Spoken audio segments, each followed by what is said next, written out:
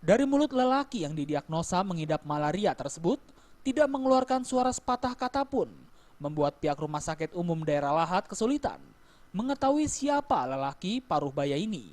Begitu juga saat berada di ruang bangsal.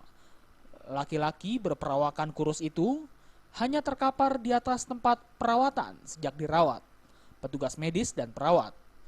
Sebelum dirawat di rumah sakit, lelaki parubaya ini ditemukan oleh warga desa Tanjung Lontar, Kecamatan Merapi Timur, Kabupaten Lahat, menggunakan baju kaos dan celana warna hitam dengan kondisi dikerumuni semut di pinggir jalan.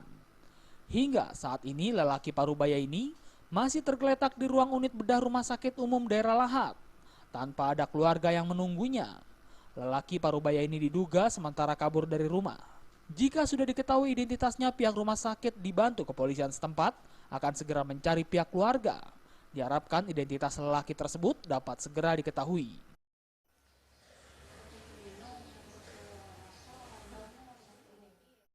Dari Lahat, Sumatera Selatan, Jamil Hasan melaporkan.